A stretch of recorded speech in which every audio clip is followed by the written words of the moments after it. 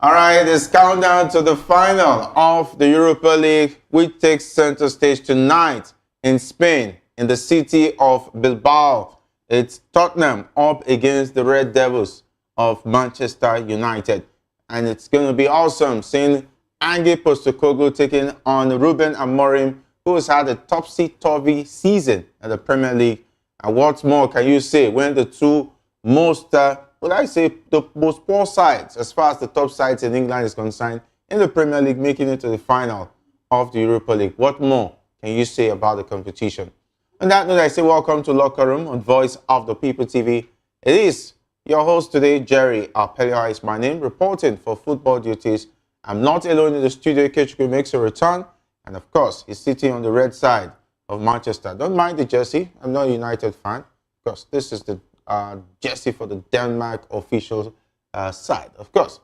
Ikechukwu is looking all on white. It means that he's on the side of Tottenham tonight. But his heart, it says Manchester United. But it is what it is. Time to say, hotel. Great to have you join us. Thank you for having me, Jerry. Good evening and good evening to our viewers. I don't know why you're explaining that this jersey is not a United jersey. Yeah. I mean, it is red. So, not to confuse our It is red. We all bleed red. No, even Liverpool wear red. Come on, it's United's day, and of course, there's no way United is not going to pick this one. I mean, United is a level above Tottenham on the log in the Premier League, as bad as United's season has been so far. It's going to be an interesting game, of course, knowing that United have actually not defeated this side in all of their meetings this season. Ange Postecoglou, perhaps he will be thinking today is going to be that day. He's going to tell the English teams that I told you that in my second season I usually win something. Of course, Ruben Amorim is here to actually make a statement. And yes, Old Trafford will be bubbling after tonight's game. All right, so we're bubbling and trembling with tears. It is, okay? I don't know. Mario gets to join us virtually, and he's still not in. Maybe he's still giving some bit of tips to Ruben Amorim, because the last time out they played, they say you're as good as your last game. They lost, which has been a tradition for Manchester United in the Premier League this season. Of course, even Tottenham also lost. That has been the tradition of both sides as far as the Premier League season is concerned. So stay tuned, subscribe, and those watching us on YouTube and those who are watching on LCL TV, you can also be a part of the show. It's conversational. You can call us via the WhatsApp number showing on your screen to join the conversation. You can also drop your messages as well on WhatsApp. And those watching us on YouTube, you can also drop your comments on the YouTube platform. All right, let's now take a look at the Super Eagles, which are primed to take on Ghana and Jamaica, as well as Russia, in talking about the Unity Cup and an international friendly game later on this month. As Nigerian's coach, talking about Chelle'S, has submitted two separate squads to the Nigerian Football Federation for the upcoming Unity Cup in England and a friendly match against Russia. A Unity Cup squad features 11 players from the Nigerian League, including Moses Simon, while the Russian friendly squad includes top players like Victor Osimhen, Ademola Lookman, William Troost-Ekong, and Bright Osayi Samuel. And the Unity squad is expected to feature players based in England, such as Nathan Tella, as well as other talented players like Tolu Aroko Dare, Sadiq Rumal, Victor Boniface, Frank Onyeka, and Rafael Onyedika. Meanwhile, Osimhen and his fellow attackers will join the team for the Russia friendly in June, and the NFF is expected to release the official squad list soon. And the players will begin the process of obtaining visas for their respective matches. And of course, talking about division of labor, I hope they will achieve the aim of these two taking away the Unity Cup competition and the friendly against Russia. Well, Jerry, if you look at these two, agenda, this is exactly what it is at this point. You have, a separate group of players who will be persecuting this particular game and this one's for this. And the big question is this. These are both friendly games recognized by FIFA now. Of course, the Unity Cup is also recognized now. So I don't know what the plan of Eric Chelle'S is. This Russia game is just one game. Obviously, which means that, and the people who are organizing this Russia friendly is more of a priority to this Unity Cup game. That's exactly why the big boys will not be part of the Unity Cup game, as far as we know now. So my question now is, Eric Shell is going to play at least more than one game in that Unity Cup, because you're definitely going to play this. There's going to be a final, right? 4 teams, 4 nation tournaments, so you're going to play about 2 games at least. So if that's the case, and you really need to know the players, now you're taking some group of players to Russia to play a friendly match. Will one friendly match be enough for you to actually know the players and know the tactics you intend to use in this particular game? This is the first question. Second question is this. Now, if these 2 games, right, are on the same pedestal as we know now, why can't you just use this set of guys, the players you'll be using to persecute, the upcoming, more anticipated, qualifiers game against South Africa and Rwanda, so that you get to really know your players? Because I'm so tired of all of this, this list for this list for that. If you know you want to actually use the best legs, let them play. If you know you don't have a plan to do that, then put them aside. Because for me, really, if you ask me, I would have preferred that he used the best legs for this Unity Cup games, and of course use the players who you will look at, the fringe players for Russian games. Then you get to know, if these players will definitely be a good fit or backup plan for the ones who will be persecuting these World Cup qualifiers, or who will be playing the Unity Cup games. This is what I feel, because one game is not enough for a coach of a national team side to actually know his players. So this is why I'm actually looking at this idea of Chelle'S, dual list for these 2 competitions. All right, but I will understand that Maiwa is now with us. Okay, I hope you've given some pep talks to Ruben Amorim. It seems like he has lost the script when it comes to coaching with what we've been seeing in the Premier League. But I hope you've told him 1 or 2 things, and courtesy of your Raviji prowess, you must have given him some spiritual backing. I hope it will be enough tonight. But let's talk about the Super Eagles of Nigeria, Maiwa. We've heard that there's going to be 2 lists, and some of the opinion definitely that it might not make a whole lot of sense. But let's not forget, some of the key players of the team have been so busy in the season to be too much to ask them within a short period of time after persecuting the weekend games to jump into the Unity Cup. So it's quite understandable to save the energy and the strength of the team, and of course give other players a chance, most especially in the Unity Cup in England. Well, it's always amazing to be here. And for those who are not in Europe, they don't know how the final is going to be. But in any case, to the Super Eagles now, the thing is this: it doesn't make any logical sense that we're having 2 separate teams. We've said it consistently. We need consistency for him to be able to get, the right players to be able to, join up with the current players that we have. Definitely, this is not an expedition to replace all our players. It's an expedition to find suitable replacements for key positions in our national team. And a way to be able to do that is to ensure that these guys play consistently. I don't see any reason why, you are using a particular squad for the Unity Cup and you are using another particular squad for the Russian game. Yes, I understand the fact that probably the decision of this might have been informed based on, we are playing Russia and they are going to pay us some amount of money. The organizers have specific demands and the rest of that. Yes, in as much as we are trying to meet that demand, we should not lose focus on what we are trying to achieve. I would have suggested that the Unity Cup use all the players that are not regulars for us. Then for the game against Russia, I'm 100% sure they will not be asking for all our players. They will be asking for some key players.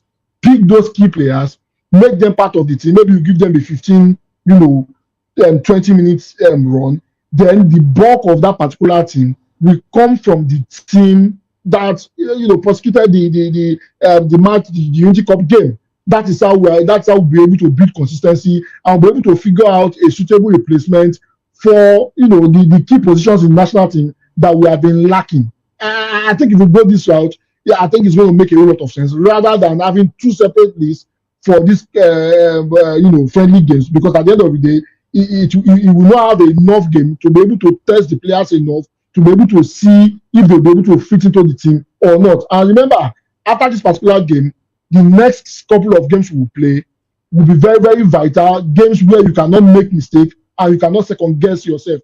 I just hope, those running our football and Excel, they have a clear plan or a clear set plan in mind for us to be able to ensure that we have suitable players to prosecute, the most important game that's coming up later in the year. All right, a lot to be considered as far as this friendly is concerned. And at least they should play 2 games in England. And from there, they'll move to the game against the Russian national team. And of course, take a look at the competitiveness of the game. Apart from, say, Ghana, I don't know about Russia because I've not really seen Russia recently because of the FIFA ban.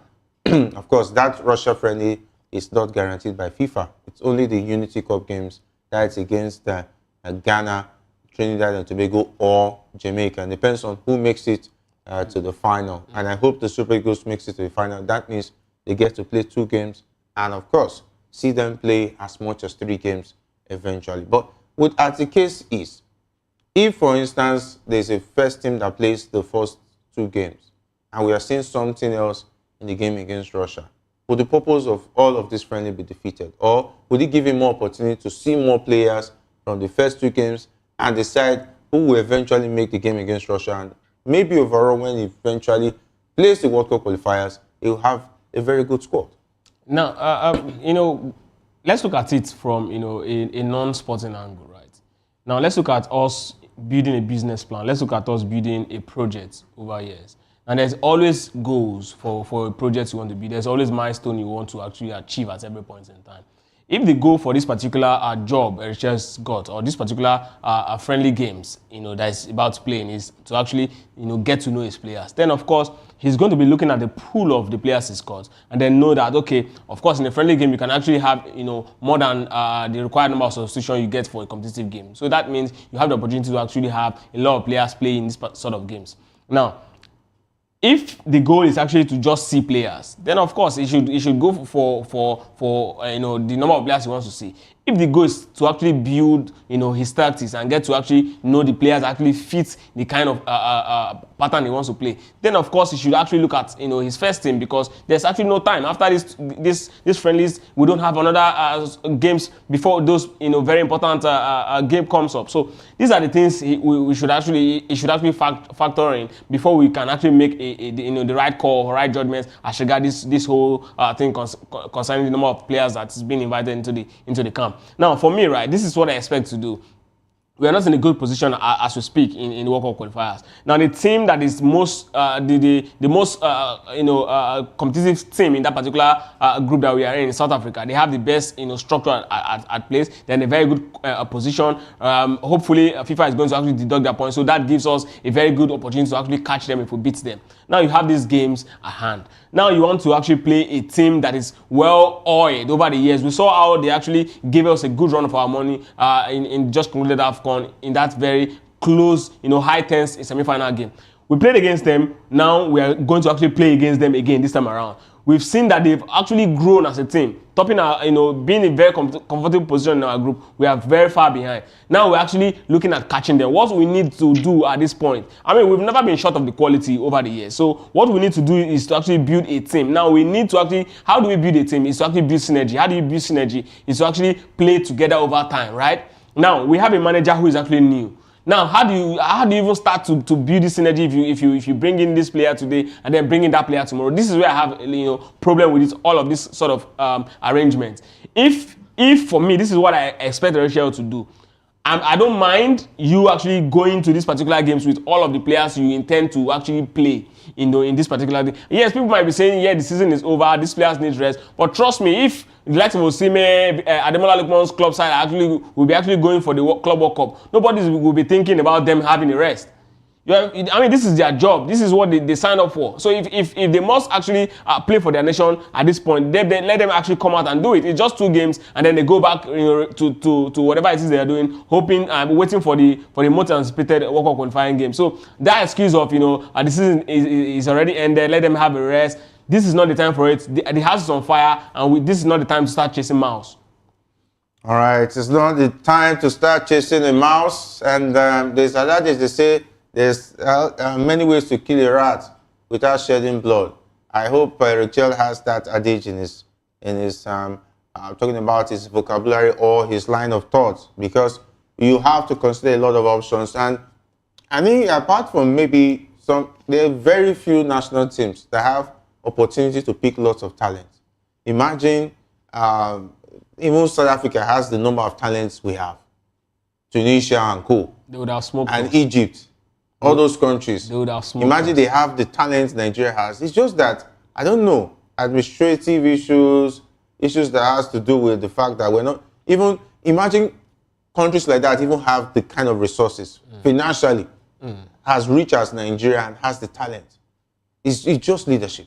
Imagine we have leadership issues sorted in this country. Imagine how big we'll be able to take advantage of competitions like the World Cup. Normally, if Nigeria is really organized and we have top quality managers and so on and so forth, in terms of management, structure, and so on and so forth, we should be going to the World Cup and thinking of how we are going to win it.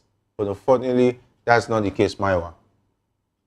Yeah, I mean, you have said it. The bottom line is this: in as much as a lot of people might be giving Brazil stick right now, before we had the watered down Brazil. If you look at the Brazilian side from the early 90s to the 2002, 2006, anytime Brazil is heading to the World Cup, everybody expects them, to do something and win. And it's because of the pedigree they've been able to build for themselves. It's because of the reputation they've been able to build for themselves. It's because of the kind of organization that goes into how the national team, how the national team expresses themselves, how the national team is viewed, because of the kind of pressure that goes into the national team. The same cannot be said of Nigeria. We claim to be the giant of Africa. We've been in this business for almost 78 years. The NFF is about 78 years old, 1945. And up to now, we still do not get it right. Why don't we have, why don't we have the structures in place for our football to thrive? Why is it that we are struggling, with the immense talent that we have? Why is it that we are struggling to get players for our national team? Why is it that we rely on foreign-born players? And I don't have any grounds against the foreign-born players. They didn't choose where they were born. They are Nigerians as much as I am. They have every right to play for Nigeria. However, the way our national team has been over the last 10, 15 years, there is this over-reliance on, the foreign-born players, the players prepared abroad for us to be able to use. And the reason for that is because we have not put our house in order. We have an organization that is 78-year-old, and there is no infrastructure on ground to indicate that. If you are 78-year-old and you are still staying with your parents and your parents is still feeding you, then there is a problem. That is the story of the NFF. And it's because we lack organization, we lack, we lack the right people being in place. We have politicized our sport, we have politicized our football, and that's the reason why, we are where we are at the moment. A whole lot of people who are running football in Nigeria do not have any business running football. Football should be left for people who know how to do it. And that's the reason why we are struggling. At this point, at the level we are, we should not be talking about struggling for the World Cup. We should be thinking about winning the World Cup. Morocco, I will not be surprised if Morocco is the first African country to win the World Cup, because you saw what they did in the last World Cup. A lot of people might come out and say they didn't do well in the Nations Cup. However, the result of the World Cup is as a result of 10 years ago preparation. That was what brought about the result they had in the World Cup. What are we doing as Nigeria? At 78, we are still talking about, we are not even sure if we are going to qualify for this World Cup, making it second time in a row that we are not going for the World Cup. I hope, election time is very close. They will soon start talking about electing new NFF president and the rest of that. I hope those delegates from the state, I hope they will do the right thing this time around for us to be able to have, a direction with our football. Yeah, direction, definitely, with our football and our sport entirely. I think if we're a country that has shame, as far as those who are running our football, they would have been challenged by the fact that Morocco, an African country, went to the last World Cup and got as far as the semi-final. They would have been inspired and say, no, we should be able to lead. We should take advantage of the fact that we should be inspired that we did not go to the last World Cup. Let's target the next World Cup and see if we can even go as far as the semi-final like Morocco did. Let's find out, how did Morocco get it right?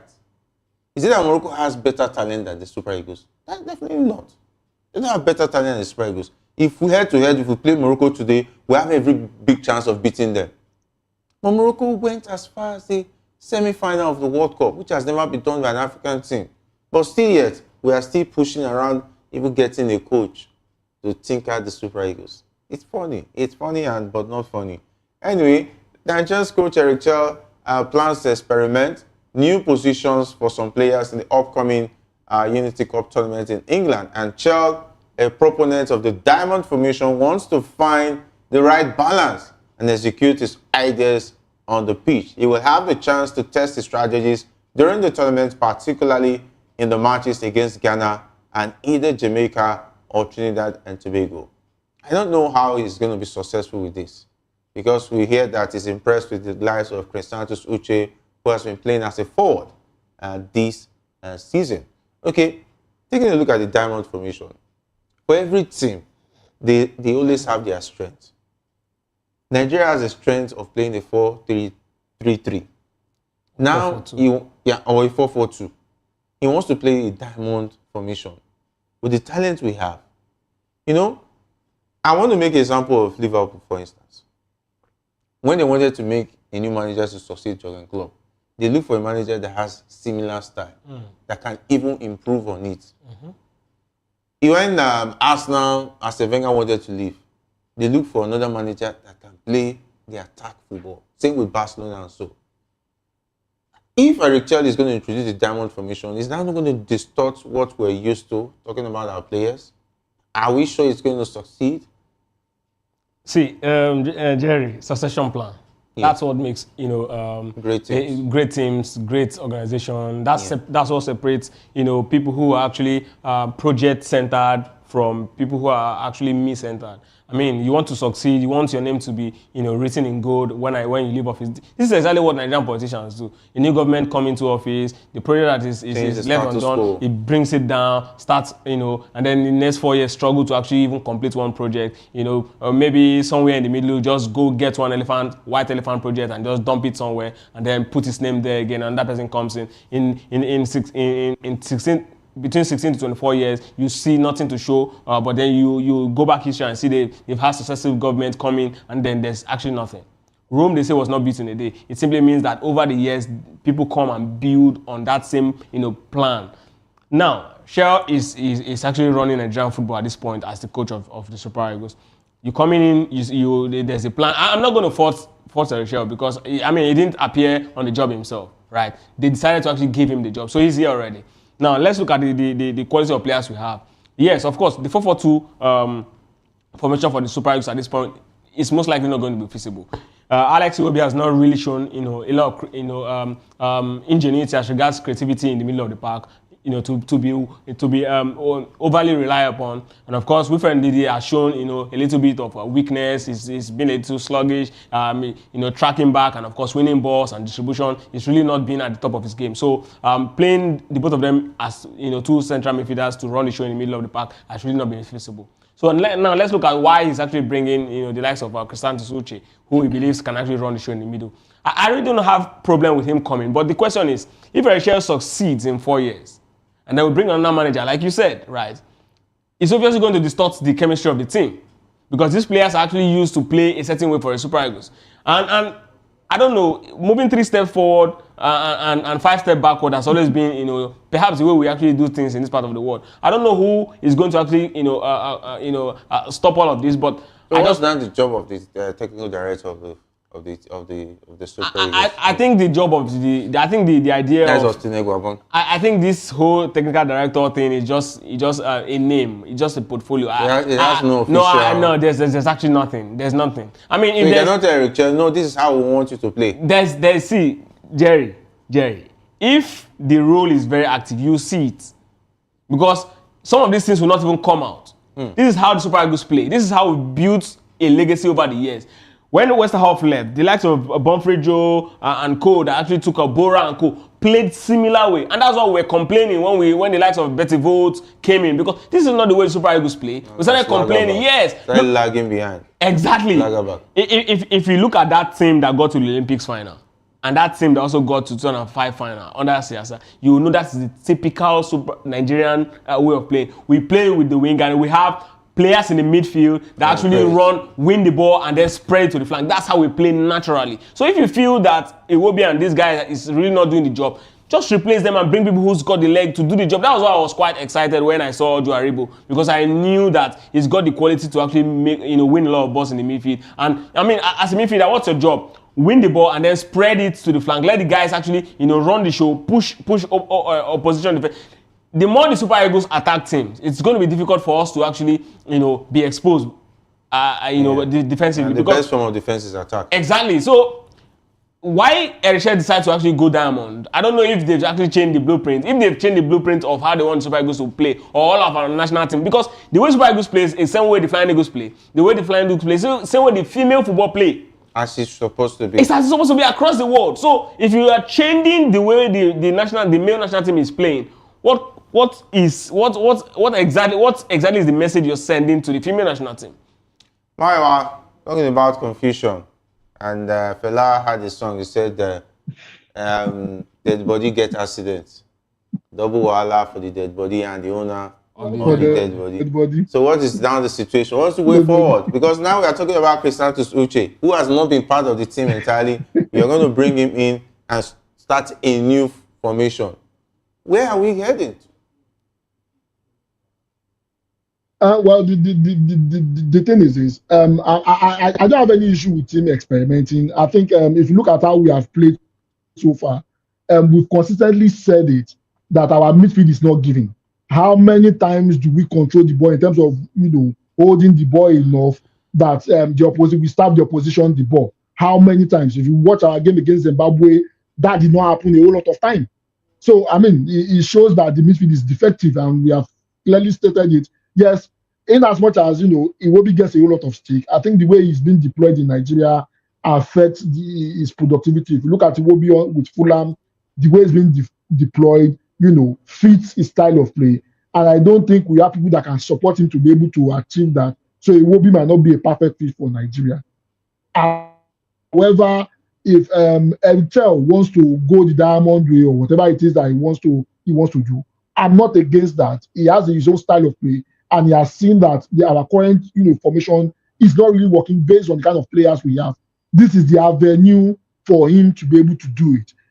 That's the reason why I was saying earlier that it doesn't make any sense. You used to use a different list for this Unity Cup, and you go to the Russia game and use a different list. If you want to do the diamond formation, let's try it out in this Unity Cup. Let's see how it works out. Use it throughout, the competitions we are going to play, and let's see. And apart from the midfield, I hope he's also addressing the situation, in the defense. We also have lapses in the defense. One of the reasons why we considered goals against Zimbabwe was because we tried to field, a player that's not 100% fit in the person of Trustekong. That's the reason why we considered that particular goal. I hope he's also looking at the defense to ensure that the issue with the defense is also looked at in this particular tournament. Even the way our defense line up, there's an issue with our defense.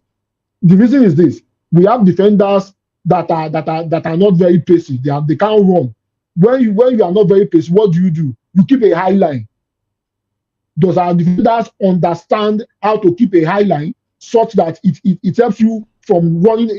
It helps you not to run excessively. It helps you to set an offside trap for your position. Does our defense even know that? I don't think so. So I think there's a whole lot of issue that Chelsea needs to look at. And if he wants to do a diamond formation, let's see how it goes in this friendly match. And I hope he's able to master it before the crucial game, because in the crucial game, there will be no opportunity for chopping and changing. It is the way you play. That's what will determine the result we'll get in those crucial games. All right, and of course, the squad list is already out, and very interesting names. Apart from the likes of Ademola Lookman and Osimhen, the list is full with a lot of talented, interesting players. Ahmed Musa leads the pack. And of course, talking about the captain of the side makes a return, very interestingly. And of course, the goalkeepers, the usual suspect, the likes of Stanley Nwabali, Maduka Okoye, and Amas Obasoje. And of course, the defenders, we have Bruno Oyemachi, Shemi Ajayi, Igor Ogbu, Ifeanyi Oyebuchi, Junior Unduka, Sadiq Ismaila, Wali Ojetoye, and Felix Ago. And of course, that's very interesting. And of course, Wilfred Ndidi. I don't know. For me, I think Wilfred Ndidi should have been left behind, but it is what it is. Frank Oyenka Chris Santos Uche, who we were just talking about, alongside Papa Daniel Mustafa and Chinemirim Uguese and Savior Isaac. That's a home-based player. And the Samuel Chukwueze, Moses Simon, Kelechi Iheanacho. I don't know what the plan is. Why is Iheanacho on this list? That's the big question. There's Nathan Taylor, Siredesas, Tolu, Arokodare, Sikiru, Alimi, Ahmed Musa, and Abubakar Damu. Are these the best NPFL players this season? That's a lot of question marks as far as the names I'm seeing. Papa Daniel, he has been looking for a club side of recent, and I've not been seeing him in the NPFL. So a lot of questions. I don't see him as an NPFL player as far as I'm concerned at the moment. Well, Jerry, the big question is, what is Iheanacho doing there? I mean, we have a Wilfred Ndidi whose club side is relegated. What is he doing there? You know, through the season. Musa is there. Why would exactly? So mediocrity has now been the name of the game. Exactly. Some players actually got there, you know, based off, you know, the fact that they've been there before. You know, you hear excuses like we need you know, fresh blend of new players, of course, and experienced players who know who actually know how to handle themselves in this sort of, you know, high stake games. We need players who can actually hold their own. Trust me, Jerry. At the end of the day, the most important thing for an average Nigerian at this point is for Nigeria to just qualify for the World Cup. Nigerians don't even we are not actually looking at the list, and that's where it becomes worrisome, because over the years we've gotten away with this sort of behaviors, and that's why these things keep repeating itself. When you bring mediocrity into the mix as a core member of whatever it is you are doing, then definitely you are not even aiming for the top, and that's exactly why the Super Eagles has always been following. Imagine a team that rose as high as 4th best team in the world around 1994, and today we are struggling. We are struggling to even go past, you know, around the 40th position. It tells you how bad our football. I don't know if the people who run our football sometimes just sit down and think, because I mean, back in that era that we got to that height, the teams who were in the first 20 are still very much in the first 20. It shows that they've repeatedly been doing the same thing they've been doing. They've been improving on what they've been doing before. That's exactly what it takes to actually be, you know, serious in life. I mean, how can you go from 4th position to around 40 something, and then you keep doing the same, you know, what would I call it, quota system, or I know somebody, or my slot in a very crucial moment of you know, what could qualify when you didn't even qualify for the last one. Jerry, I really don't have, I lack words for this moment, because it's so sad that, you know, you come here, you repeat the same thing every day, and then people who run football just do exactly what it is they like. I mean, they're taking a cue from our politicians who just, you know, will complain, and then they always do it, you know, what exactly they want to do. Like they always say, majority will always carry the vote. You always have your say, why the people running the show will do what? Have their way. All right, if our producers will help us, we already have the 2 lists, one for the Unity Cup and one for talking about the friend in Russia. Mayo, you've heard the names.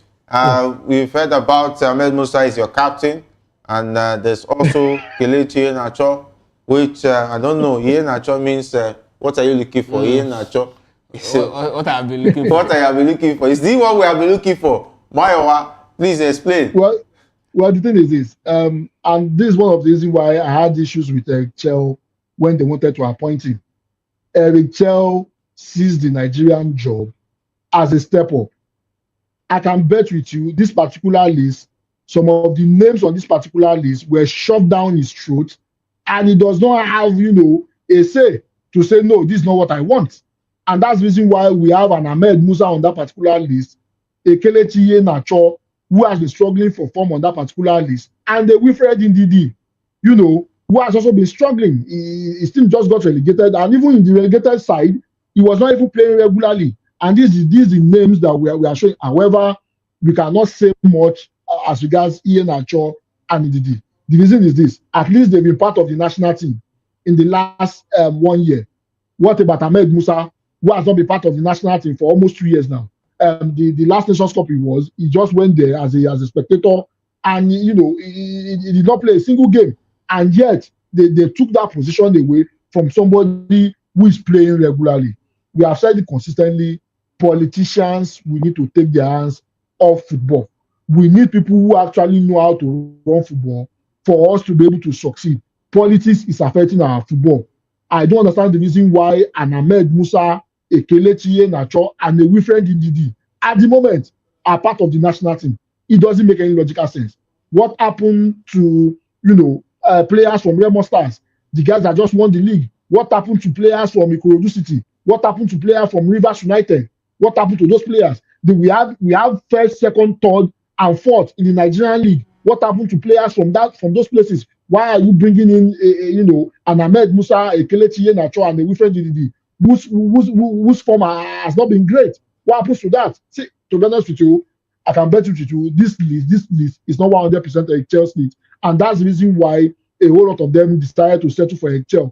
If this were to be this coach, what's his name now? The coach that coached Saudi Arabia, the one that they wanted to hire before they decided not to take the job, Averina. If this were to be Averina, I don't think those names will be on those lists. Those are the coaches that can stamp their feet on the ground and say, "This is what I want. If you cannot give me this, then I'll walk away." It's just unfortunate that we found ourselves in this situation. We have people who don't know anything about football running our football. All right, I don't even understand what they mean that Felix Agu is available for training. Does it mean that he will not be able to play? He will just come for training? Is it that they've not sought out his international allegiance or whatever? Talking about Felix Agu. So a lot of questions are being asked.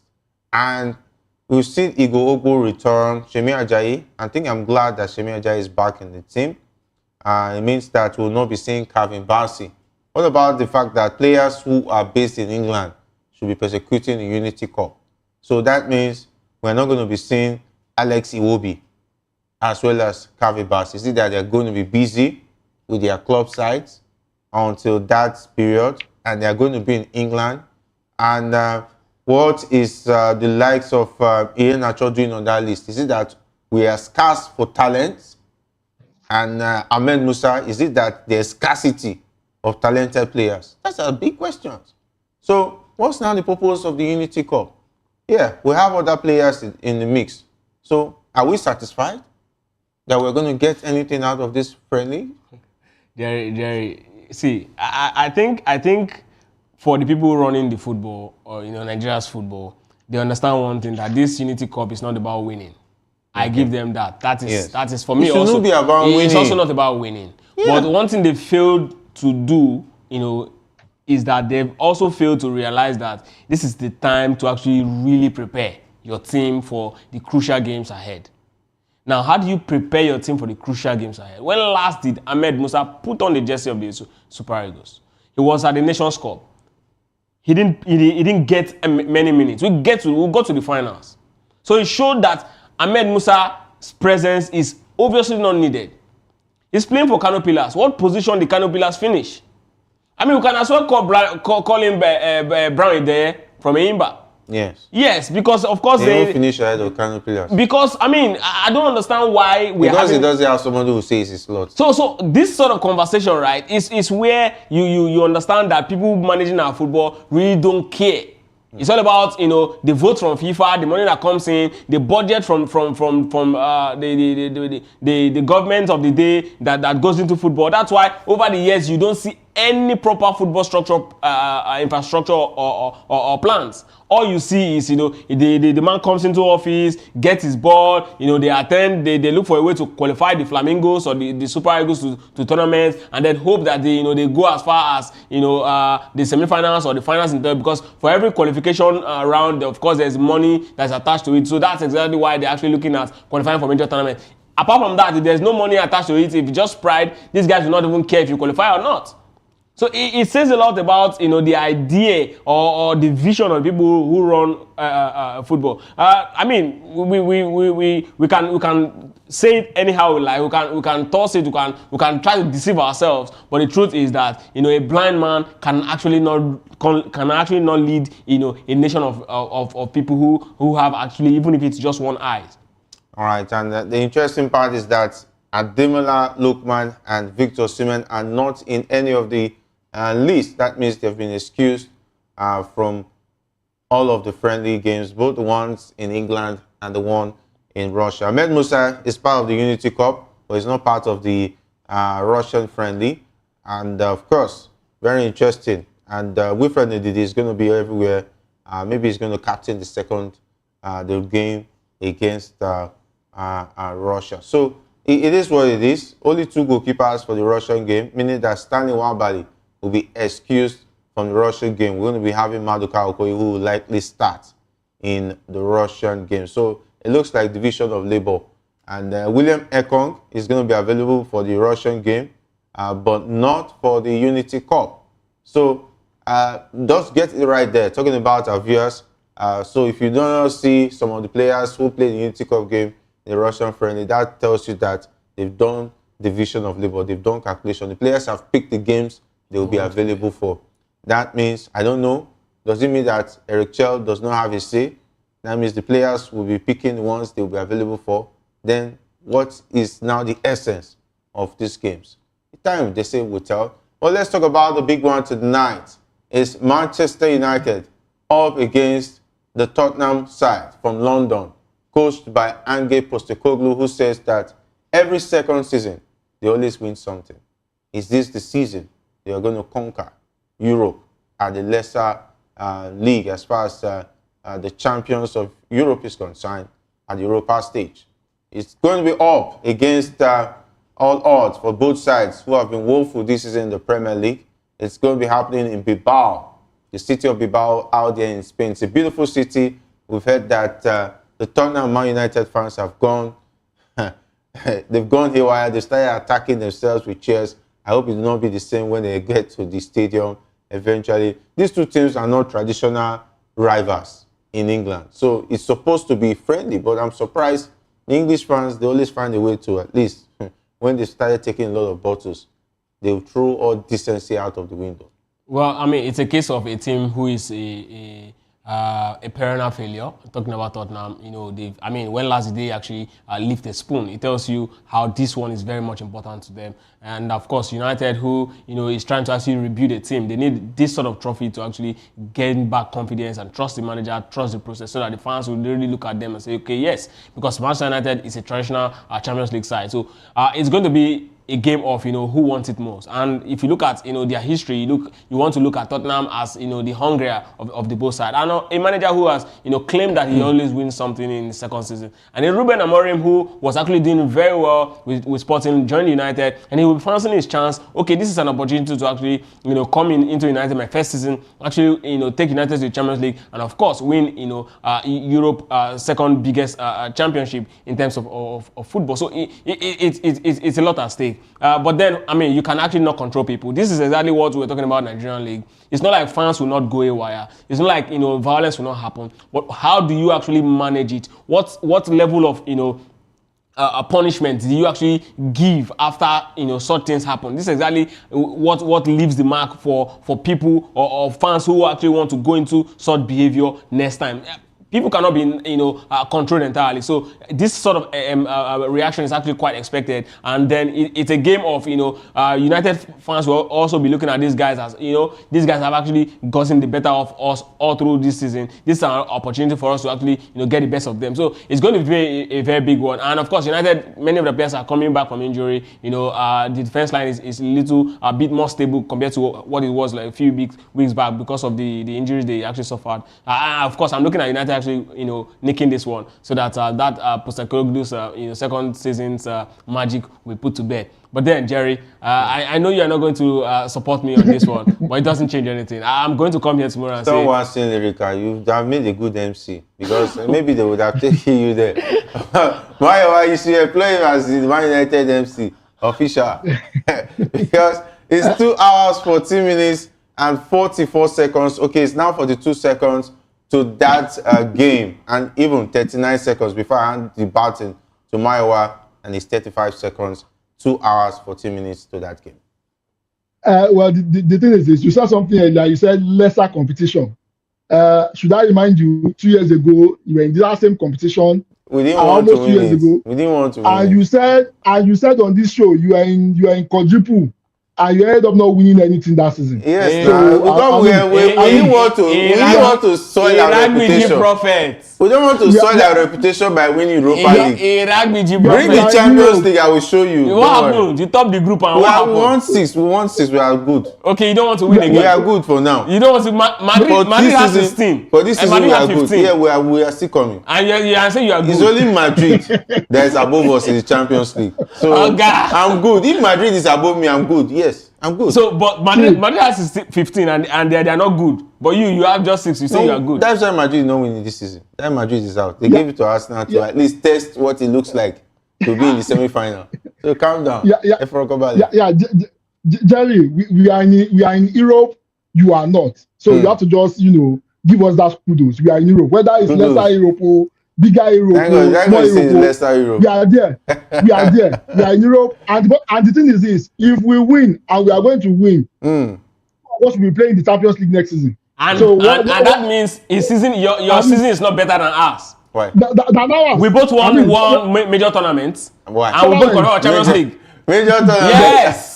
Yes. I'm laughing here. Yes. You are a joke. What is the joke? If you say Europa League is a major tournament. It's a major tournament. It's a major tournament. It's not a major tournament. It's a tournament that is given to failures in the league to at least have something to say they went to Europe. It's just for you. When the money is not enough, UEFA want to make more money, at least to lap what they already have in the Champions League. That's why they added Europa League. It's not like don't worry.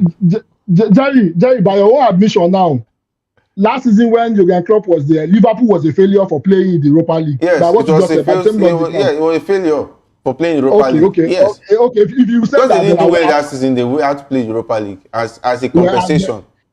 Don't mind him. He's sounding this way because he won the league. He knows. At least I still have more Europa League than Manchester United, but I'm not. It is your forte. It's just because you have more. It's not my fault. Calm down. What's forte? Europa League is your forte. How? I mean, we are so. Please, this guy doesn't understand forte because forte is an English. How many Europa League? Forte means you are consistent. Yes, in Europa League. In the last 10 years. Yes. How many Europa League final? How many Europa Leagues have you played? 2. Only 2, yes.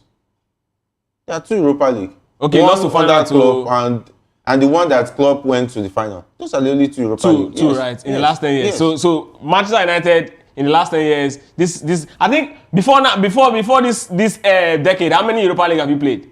Yeah, you want to call it? That's your Europa League. Okay. This guy is this guy is, you know what? This guy is like this. He wanted to come Manchester United Europa League. You not remember that the Vice is your forte. No. That's why you know this guy should turn the question around. How United Europa League has become a consistent occurrence. How?